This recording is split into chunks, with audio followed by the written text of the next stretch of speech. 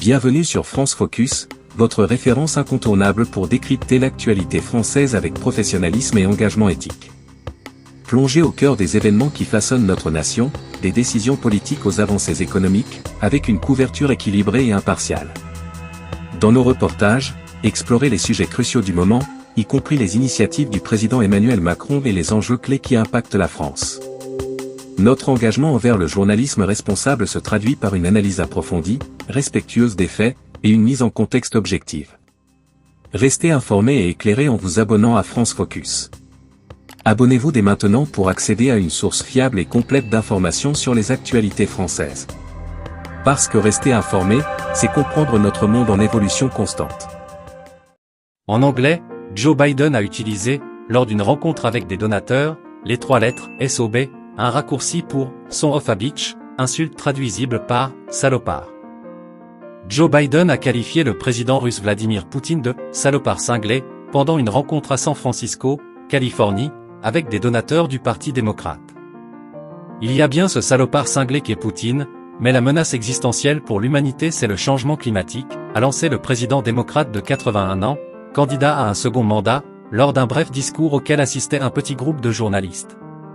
En anglais, Joe Biden a utilisé les 3 lettres SOB, un raccourci pour « son of a bitch », insulte traduisible en français par « salopard »,« connard », voire « fils de pute ». Le président américain avait déjà, dans le passé, traité son homologue russe de « boucher » et de « criminel de guerre ». Il a promis d'annoncer vendredi des sanctions « majeures » contre la Russie en réponse à la mort en prison de l'opposant Alexei Navalny. Joe Biden avait lancé la même insulte de « son of a bitch » à un journaliste de Fox News, la chaîne préférée des conservateurs, en janvier 2022, alors qu'il pensait son micro éteint. Monsieur Trump ne se soucie peut-être pas beaucoup de ce que pense un groupe d'universitaires, mais pour ce que cela vaut, il s'en sort mal, même parmi les historiens auto-identifiés républicains. En terminant 45e au classement général, Monsieur Trump est à la traîne même des échecs du milieu du 19e siècle qui ont plongé le pays dans une guerre civile ou bâclé ses conséquences, comme James Buchanan, Franklin Pierce et Andrew Johnson. États-Unis, un sondage classe Biden au 14e rang des meilleurs présidents, Trump en dernier. Bien entendu, juger les présidents des temps modernes est un exercice dangereux, façonné par la politique du moment et qui ne reflète pas nécessairement ce à quoi ressemblera l'histoire dans un siècle. Même les présidents d'il y a longtemps peuvent augmenter ou diminuer ces sondages en fonction de l'évolution des mœurs culturelles du moment où les sondages sont menés. Par exemple, Barack Obama, qui termine au 7e rang cette année, a gagné 9 places depuis 2015, tout comme Grant, désormais classé 17e. En revanche, Andrew Jackson perd 12 places au 21e rang tandis que Wilson, 15e, et Reagan, 16e, perdent chacun 5 places. Au moins une partie de cela pourrait être due à l'attention croissante accordée aujourd'hui à la justice raciale.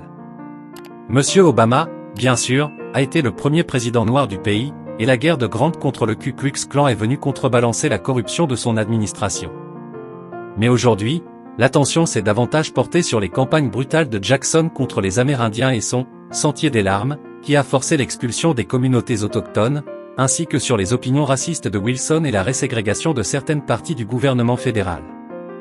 Comme d'habitude, Abraham Lincoln, Franklin D. Roosevelt, George Washington, Theodore Roosevelt et Thomas Jefferson arrivent en tête de liste, et les historiens partagent généralement les mêmes opinions sur de nombreux présidents, quelle que soit leur idéologie personnelle ou leur affiliation partisane. Mais certains présidents modernes génèrent davantage de divisions parmi les historiens selon les lignes de parti.